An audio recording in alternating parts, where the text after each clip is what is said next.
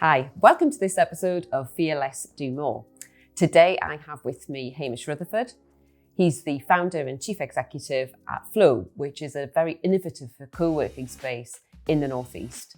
It's a growing business, and I wanted to talk to Hamish today about what's led him to this, because it hasn't been a straight line. He hasn't always been in property. He has been a commercial diver and he's worked in France. So I was really interested to hear about some of those fearless decisions that he's made along the way. Hi Hamish, thanks for joining me today. And I'm going to jump straight into it and ask you about Floe. You're the chief exec of Floe and you were the founder as well. And it's a co-working space. What's co-working all about? The main thing with co-working is bringing collaboration together. So it's, imagine an office, but with multiple different companies sharing that space. And during COVID, we all went home and everyone was working from home, and there was a real problem with loneliness and also like communicating with your team. How does one department speak to another department? And the biggest thing is when you're actually learning in your career, how do you pick up like observational learning? So all of these things that we take for granted in day-to-day work is what we're kind of focusing in co-working as a lot of people call it, a water cooler moment, which is a very American thing, but co-working is most famously known by WeWork, who were the biggest company. Adam Newman, their founder, whether you like him or hate him, has done a lot for co-working and made it more of a mainstream thing that people know about. So what we do is we have one floor that we will share upon. In Maybrook, we've got 11 businesses that have private offices. So they're their own entity. And then in the co-working space, we have private desks and hot desks. So some people will just have their own dedicated desk and they have their computer, their lockers, and that's their own space. And other people have hot desking that they come in and they can sit in any space. So it's kind of broken into, you've got your private offices, your dedicated desks, and your hot deskers who pop in and out from as much as 5 days a week to once a month. And how do you move it from just being a place where people go to work into being a community where people will collaborate? That's the hardest thing, because what I really didn't want to do is become one of these companies that talks a lot about community and support, and it's a lovely marketing exercise, but they don't really give a shit about anyone. Like, I really wanted to have it a space of care and support, which when you've got a growing business, everyone's talking about how do you scale. That's probably the hardest thing to scale. So what we focused on is we've got a holistic wellbeing coach there. So she works for one of the other businesses that are based there on I was going to say Monday, it's actually moved to a Thursday. We do meditation. So on a Thursday at 12:30, I think, I need to go more myself, is we do half an hour meditation at lunch. So it's like putting on all these different sort of supports for our members that can help them throughout their life. It's not just work, because we are there to work, but actually how can you take lessons you learn from meditation into work, into your own life? And that's why this year we do once a month that she does her holistic well-being sort of group sessions, because we're talking to the members and saying that well-being and coaching is a great thing, but it's quite expensive one-on-one. So we're like, well, we can get like 15, 20 people in a room, and we'd give people not a mainframe, kind of like like a skeleton basis of like, how can you start think about these things, and how can you start implementing them? How can you just think a bit different about your diet, your sleep hygiene? Like, sleep hygiene was a new one to me. I was like, wasn't aware it could be dirty or clean. But it's things like all these things I think we talk about, but it's quite hard to actually enact, and we all know we should do them. Yeah. But what you sometimes need is a bit that sort of like accountability partners, and that's what friends can be, colleagues, people maybe you don't know, and you go, have you, I don't know, I think we're trying to get something like 32 veg in your diet a week. So it's different like, veg. Different. So and that's classed. That could be like herbs and spices and fruit and there's all these things of like having variety in your food that I've known for years and never done anything about it. And then it's only suddenly when someone's going, well, why aren't you doing it?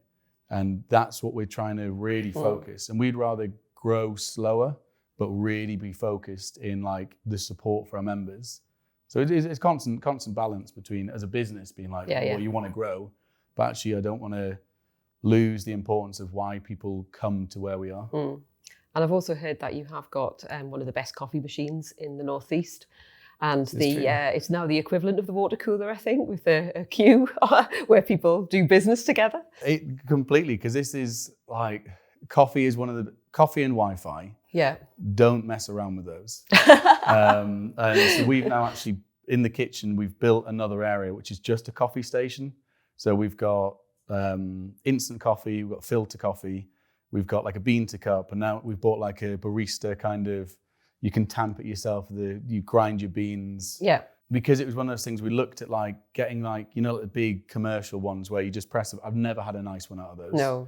And we're like, well, how do we, that's the easiest, because you just go, there you go, it cleans itself and it's done. But like, we want it to have the feel of someone's, when you've got your small intimate office, but have lots of people around. So yeah, the coffee has been trying to find the perfect coffee is hard.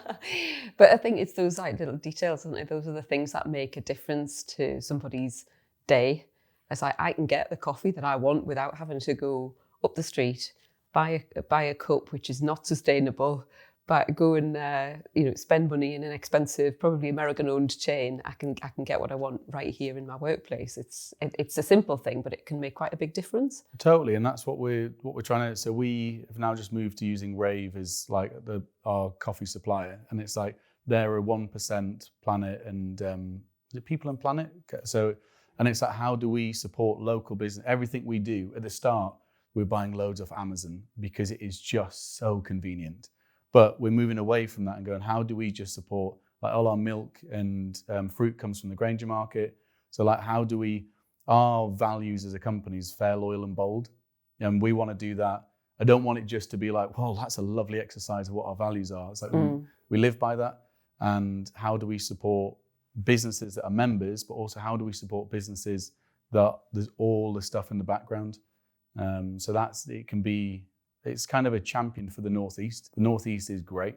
And it's like, how can our big vision is that we become a platform to shout about all these other amazing businesses that are here.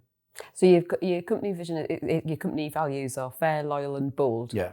And the bold bit really interests me because a lot of people talk about being, we talk about being fearless, and a lot of people talk about being bold and brave. What does that bold bit mean to you? I think for me, the boldness is standing by your values, because it's very easy to be like, I want to be bold and these are my values, but how do you stand by them every day? So what I kind of think is, if there's a conversation or something coming up, it's like, is this fair and loyal? And if every decision I do is fair and loyal, and the bold bit is I stick to that, because I can go, is it fair and loyal? And then go, yeah, but that actually earns me more money. That's an easy thing, but the boldness is going, I believe in why my values stand, and I'm not going to ever move. And I will stay completely stuck on that. And everyone in the team will also, if anyone ever has to, we lose a contract, we do anything, but it's been fair and loyal, they have my complete backing. And I think that's the boldness of going, it's not easy to make money at all. It's very hard, but it's easy to suddenly be lost by, it's a big shiny gold pot over there, and it's like, well, let's go and get it. And that's actually, but why? And it's not, for us, this isn't a quick flash in the pan, let's build it, let's sell it in 2 years and off to, I don't know, somewhere hot. It's like from Newcastle, and it's seeing all the businesses come through Floe, and we're just like a home for them. And then seeing them like Gridfinder suddenly getting acquired. They started off with 2 hot desks, then got 2 dedicated, then 2 desk office, then a 6-person office, then a bigger office, then getting like the relationships you build with these people, like it means something, and it means more than just going, well, here's some cash. So it's like staying by that boldness and the why we're there. And that's a really interesting perspective. And because we talk about fearless in our business, and people quite often will assume that means doing things that are massively risky or really dangerous, And actually one of we try to explain it in pictures, and one of them is somebody inside a cage under the sea with sharks all around them. And what we're saying is that is quite a brave and fearless thing to do, but that's not what we mean by fearless. What we mean is it might be something really, really small that you just step out your comfort zone and make a decision that you know is right. So it's a similar sort of thing. So that really sort of resonates with me. But speaking of being under the sea and in cages, I know that's something that's a bit of a passion of yours as well, isn't it? You were a commercial diver at one point. That was so when I left school when 18 after A levels. Didn't really know what I was going to do, and I don't know why I had this obsession. I was like, I'm going to be a diver. Why not? I didn't even have this like an obsession with Jacques Cousteau. I have no idea where it came from, but just so I went across to Thailand, became a dive instructor.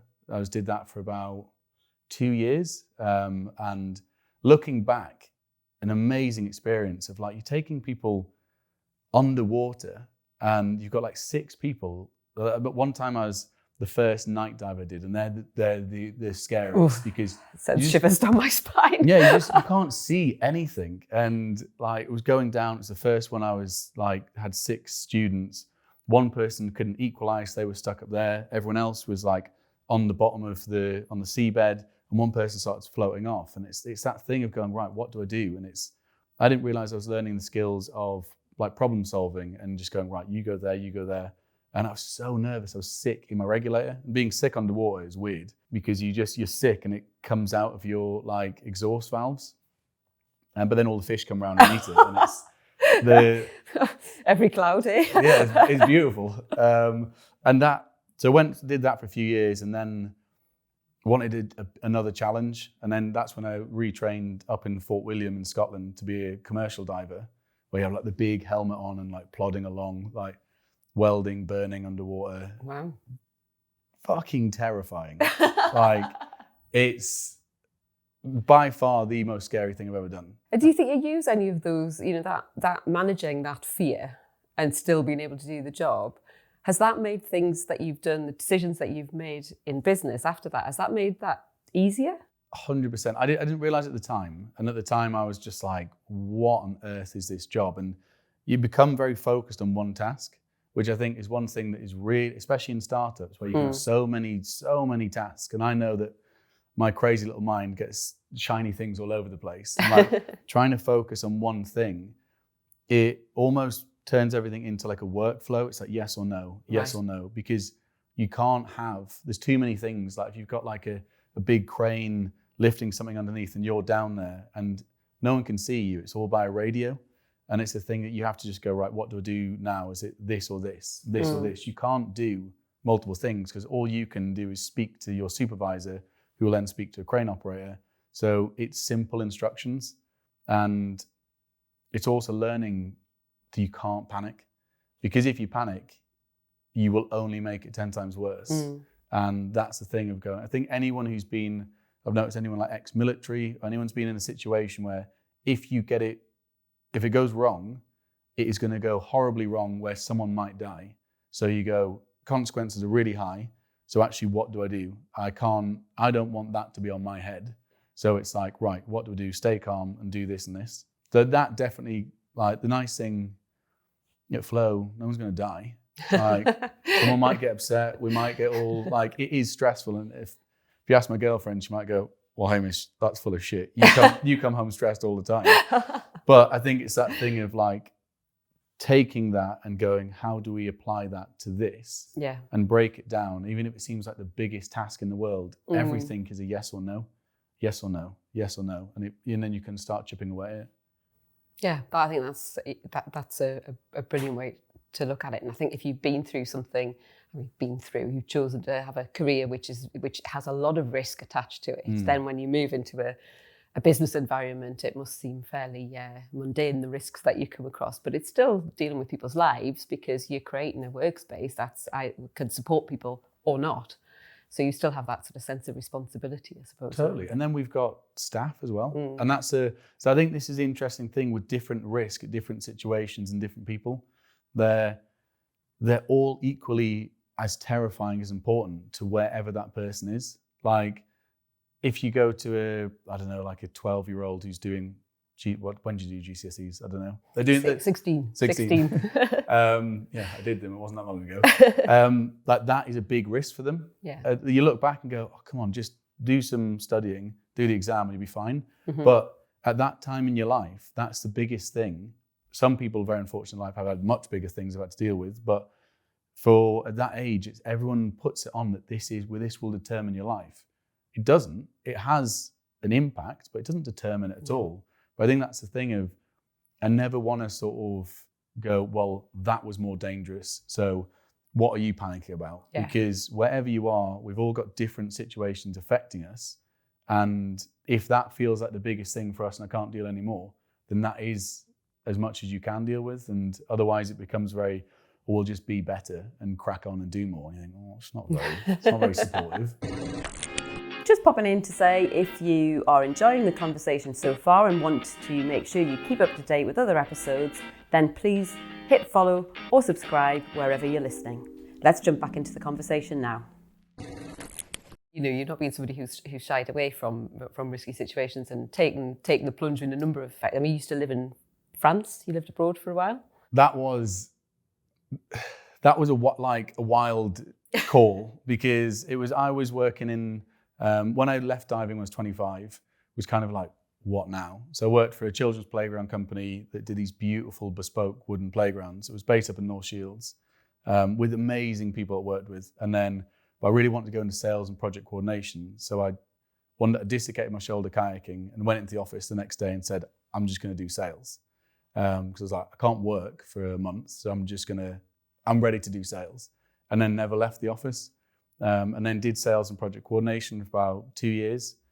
And it wasn't quite, I felt like I wanted more. So I left that job and then went and did a ski season in France with me and a friend I used to dive with. We talked about it for years and we're like, I was 27, I was like, if I don't do it now, I'm probably not going to. Mm.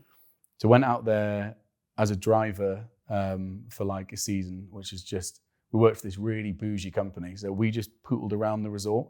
Didn't even drive back to it. Like we did nothing.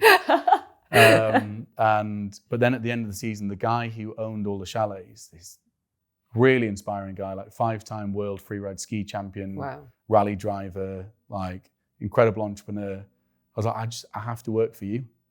And he's like, what do you mean? I was like, I don't know what I'm going to do, but I need to work for you because I think this will be good. The season ended and then he was like, I'm racing at Silverstone in May, come to the race. And I was like, okay. Wow. So I was like, great, got myself a job, don't know what it is. And then turned up to Silverstone. I was like, all right, I have a VIP for Gill and Hamish. And they're like, who the hell are you? And I was like, oh my God. So I bought myself a day ticket. It was like 80 quid. I was like, fuck's sake. And then set my tent up and it was walked around for the day and there was this I remember this moment where I went back to the tent. I was like, Hamish, he doesn't give a shit. It was all a lie. Did I dream it? Yeah, and it was this internal monologue of like, and I was just lying in the tent and I was like, oh, what are you doing with your life? And I remember it vividly. And then there's the other part of my head was like, just get out of the tent, go into the garage, like his pit garage, and just say you've got a meeting with him. And I was like, fuck it. Let's give that a go. And walk down, and then his PA was like, who the hell are you? And then she did come back and was like, oh yeah, he wants to have dinner with you tonight. And it was one of those moments that was so pivotal in like, if I had just gone, oh, this is it. No, yeah. Actually, and it was my kind of demon of like, you're not worthy. Of course, he doesn't want to do anything with you. But it was just the fact that he's a very busy man and getting me a ticket wasn't his priority. And then had a meal and then he was like, well, I've just bought a chateau in Chambéry. Do you want to run it? And I was like, yeah. So moved to Chambéry, didn't speak any French and all the staff spoke French. This beautiful, like it was only 8 rooms. It was stunning, overlooking Lac de Bourget, and it was just beautiful. This gastronomic restaurant downstairs, like fine dining. And I turned up and was like, fuck. Never worked in hospitality before, and then became really good friends with his best friend, who the two of us were the directors of the chateau. Insane. Did that for like 3-4 months, and then he was like, right, I've I've now got 11 chalets in Teen. Do you want to run them? And that was in October, he gave me that, and we opened in December. So I had to set up a whole company in 2 months. But you learned a lot in that time. Oh, it was wild. And then, so we got 30 staff. The most expensive chalet was like 70 grand a week. Wow. So it was really high end. And again, like, I didn't know anything about high end sort of luxury hospitality, but it was all about experience and like caring. And that's what I suddenly realized I'd noticed with building in the past. It was like, if you care, it's all about experience, how someone feeling, and make them feel like the most important person in the room. So I read Ritz-Carlton's like book. I was like, I'm gonna have to read something, and it's their 5 gold standards. Yeah, I was like, oh, I need to learn. And that was again just experience and also caring about staff. So that I did that for like 2 years, which was just wild because all the accounts team again just spoke French. So I have an accounting meeting every Tuesday for 3 hours in French. So did you learn French when you were out there? I was learning, but it wasn't good enough to have a 3-hour accounting meeting in French. So I had a rule every 10 minutes to say something. So I'd either be like, bien sûr, which is of course, or exactement. And I'd be like, so every 10 minutes I'd be like, bien sûr. Which isn't very helpful. Yes, the chalet has burned down. Oh, yeah, of course. Which was a pretty stressful situation to be in because it's like, it's turning over a lot of money. Yeah. And I'm like, yeah, cool, whatever. So yeah, that was amazing experience. And like living in the Alps was beautiful. Yeah. Like it was like working flat out sort of every day, 12, 16-hour days because I just didn't know what I was doing. And I don't want to be one of those people that like, it's like, yeah, I did a 16-hour day. Look at me, hurrah, hurrah. It's like, no, that's shit. Be better at what you're doing. Yeah. And share with your team more. That's what I didn't share enough because I felt vulnerable about not knowing what I was doing. I'll do it all myself. And it's a very, very bad way of working and there's an awful way of leading as well. Do you think they knew that you didn't know what you were doing? Oh, they must have. Like, do you not wish you had some transcripts from those meetings where you were just nodding and saying BNC every so often and see what they were actually saying? I wouldn't be able to watch. I struggle to watch The Office because I find it too cringing. What made you leave that and come back? Did you come back to the UK at that point? Yeah, so that was. So I was managing that all during COVID, which was nuts. Oh, right. So I had to get everyone across the border as well, where France suddenly went, we're closing our borders midday on, it was Tuesday or Wednesday. And I was like, I cannot be stuck with 30 people. Like you all need to go home. We have no idea because France was really strict and going through that. And then I just felt during that time, I was like, the loneliness that everyone was locked in their homes. I felt like there was something about community and what's the future of work going to be?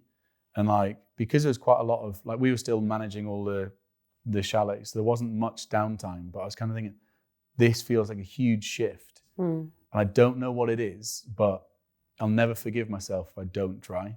So I felt like I had this ball of putty of like, there's something in the future of work. And like my big belief is, I never went to university, traveled a lot. Some of my friends who went were very sort of academic and wanted to travel. And I was like, we must be able to like combine this more of like, you can still have a really great career whilst traveling, whilst working. Or if you don't want to travel, you can maybe just, you're moving around wherever works for you. Yeah. So I quit that job, which felt terrifying because I was like, this company was just on the up. Like they just bought 5 other hotels, like 40 chalets. And I was like, and people going, why are you quitting? I was like, there's something in my gut that I can't quite describe. And then moved back here, was refurbishing houses whilst I was trying to work out why don't people want to go back to an office? Because everyone's saying I'm lonely and I'm a bit bored in the house. And you think, well, there's an office there, but no one really wanted it. So I was like, what's the problem? And how do we solve that problem instead of just going, well, actually, here's a sexier looking office. Do you want to come into there? It's like, no, that isn't solving, it's not necessarily what it looks like. It's being forced or being told to go there. And it's, why do you want to be there? And that's at least my theory. Well, I completely agree. I think you've got to give people a reason. If you want people to come to the office, there's got to be a reason for it. It can't just be to come to the office because you've got an office space and you want to show that you're using it. I think there's got to be, and a lot of it's about the feeling, isn't it? It's not about the fact that you've got lovely plush offices to sit in or whatever it is. It's about the feeling that you get, and a lot of those feelings are through human connection. So I think it's spot on, the approach that you take. So what's the vision for the future? So you look then at what the future work was going to look like. Where do you think that's going to go to next? The last year has been like this crazy expansion for us, where we've now just signed the contract. We now manage Maybrook House. Instead of having one floor, like we're going to merge the first and the third floor communities together and put sort of private offices in the rest of the building. So that becomes this real big hub. We've just got a new place with the Chamber of Commerce, and we've got a load of really cool businesses in their office. And we're also building one in Eldon Square, which is like a VR reality. So that's in partnership with Sunderland Software City. And that's like, how does 5G and VR support SMEs? So it's not VR businesses, that's the offering. Exactly. So that's, how do we get businesses in there to go, how could you use this a bit? How could you, the main thing is like training, fun. There's lots of, I'm not a VR specialist, as you might be able to tell. Neither am I, so I can't. But it's all those things, that how can you use this technology to support businesses, and also maybe like support like people when they're younger. Like my big belief is like entrepreneurial and intrapreneurial ideas is very much based on stories we're told from a young age. You don't suddenly just go, well, I've got an idea and I'm going to start a business. Like I always, from a young age, wanted to have my own business. I don't know why, but I always did. My big thing when I was 5 is I wanted to buy a big red bus and drive all my friends around it. And we'd all just drive around. Yeah, it was like we'd all drive around and have a great old time in this big red bus. And what I realized is that is the basis of co-living. Yeah. How do we support people more rurally? This is the big thing of going, what we want to do is we're sort of creating a bit of like a tech map, that what you could do is actually list your space on a bit like Airbnb, but workspace, because rurally, no one's going to just drop £500,000 to build this lovely big co-working space, because your return on investment is going to take too long. Yeah. But there are loads of underutilized spaces in amazing places. So it could be like, we're looking at like Bamborough Golf Club. They've got all these places that have a cafe, they have like a conference room. It's like, you've got good Wi-Fi, you're a step away from co-working. Just need some coffee. Just need some cracking coffee. And it's all these things like, that's what I really want to focus, stay in the Northeast. Yeah. Because it's where I'm from, it's what I love. And I feel like there's lots to be done here, and there's lots of amazing businesses coming out of it. So we do have an eye on like Sunderland, Durham and Middlesbrough. But then we're just, instead of just frantically sort of expanding, I want to just go be really good at what we do. And when the right opportunity arises, we'll then partner with someone else to do something else.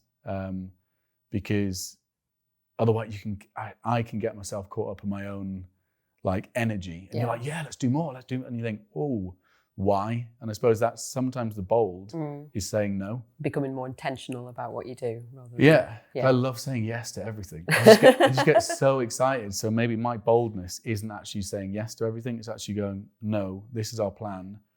That sounds great, but that doesn't fit in our plan. So I really, really want to support more of the rural spaces, because there's amazing things like Ignite. If you've got an idea for a business, they've got their launch program, their pre-accelerator, the accelerator. Like I was on the pre-accelerator, and so many other great businesses in Floe went through the whole Ignite programs. And something like that is crucial for the Northeast as a tech scene, because they very much focus on the founder. Because we know a lot of businesses, the vast majority will fail, but founders don't fail. And I think that's the thing of going, focus on the founder. You learn the first one, you go, oh my God, I made so many mistakes. The second one, hopefully a little less. The third one, maybe a little less again. And it keeps going, or you suddenly learn a completely different mistake that you didn't know was possible. So it's, how do we get all of that like information, like also like yourselves, like we're partners, having you guys in the space. When you start, like I didn't do anything with legal stuff, because I was like, it's too expensive and I don't get it. And being able to like have a chat with the wonderful Riz, like is really reassuring. And how do we then get everything that we've got in this lovely bundle currently on the 3rd floor at Maybrook House to people who've got an idea in Northumberland and no one around them is saying, you can do that. Because most people around them are probably saying, you can't do that. And why would you do that? And that's not because your friends and family are bad. It's because they probably love you deeply and go, that probably won't work. Yeah. But it's only you know if it will or won't. It's their fear for your failure rather than your own. Exactly. Confidence in what you know you could do if you were given the right opportunity and the right support. Yeah, and you need that. Otherwise, it just becomes a business, becomes a very middle-class thing to do. And I see that from my straight, white, middle-class privilege, that it is very, I know that if all goes horribly wrong, I will be, it's like, I would describe it as like there's a safety net below me. I'm sort of walking a tightrope, but I know I've got a safety net. A lot of people don't have that safety net. And I think as stakeholders in the region, we need to give a bit more of a safety net to people who have got really bright ideas. So outside of all of the work stuff, do you still have time to do diving and skiing and other things that you enjoy doing? I haven't dived for years. I now have the urge to dive again. I think because doing it for so many years as a commercial diver and I had hypothermia once. So being cold so much, I was like, I don't want to dive again. Now I'm like, I do want to. It's coming back to, I haven't skied for a couple of years, but it's just an expensive holiday. So now as Floe's doing a bit better, it's like, next, I haven't gone this year because I just bought a house with my girlfriend, which is very beautiful, but very expensive. But I am starting to do more, like I love surfing. And I know last year I didn't make enough time for the stuff that I love doing. And I don't know how you prevent that in the early stages of business. Because there's a bit where you do just have to grind. But on one hand, I say that, and the other one I'm like, but I don't think it's a particularly good thing. So I don't know what the answer is there, but I think at least it's like be aware if you're burning out and know what your red flags are. And for me, if I'm not doing exercise and not spending enough time cooking, I'm like, I'm not making time for me. And that will give me a window until I then get burnt out. And that's not good for anyone. So I'm back to go and join the gym, going to start doing more surfing. And I'm going on a track day on Friday, which I am... In what sort of vehicle? A Ford KA. Right, okay. I know, not the classic when you think of a track day. So that's my mate, Tom and Nikhil. They invited me along. They've been doing this thing with normally you have to have like a racing license. And there's this one like test a day. And I'm so excited. I've wanted to do my whole life. And I've told everyone at work, I was like, well, if you don't see me again, I'm probably going to be an F1 driver. So I'm starting to, I think it's important to have the fun because otherwise it becomes a big part of like, I'm still, this again. And you need that energy and that joy. And you can't exude that without fueling yourself. Well, I was going to add, my final question was going to be, what would you like to, the podcast is called Fear Less, Do More. What would you like to do more of? But I think you've probably answered that there. Totally. More being in nature. Like I love going for a walk, mountain biking. I can't rock climb anymore because I've knackered my shoulder. But it's like just doing more, maybe just doing more silly shit. I think that's really what I want to do, because otherwise everything's so. Like I've always been silly. Like I think that's probably one of my best things of just being silly and daft. And then suddenly you're like, whoa, I'm a businessman now. I must be very serious. You think, oh, that's a load of shit as well. So get rid of that. Be a bit more silly. You can have silliness and fun with a successful business. So then at the weekend, lots more silliness. Brilliant. Well, thank you very much. I'm reserving my seat on the big red bus because that sounds like a fabulous thing to do. Definitely. And thanks for talking to me today. Really, really enjoyed the conversation. Thank you for having me on. Thanks, Hamish. Cheers. Thanks for listening. We hope you enjoyed that episode of our podcast, Fear Less, Do More. If you did, then please follow or subscribe. If you enjoyed what we talked about in this episode, then you might enjoy this one here, which is also linked in the show notes. Thanks for listening.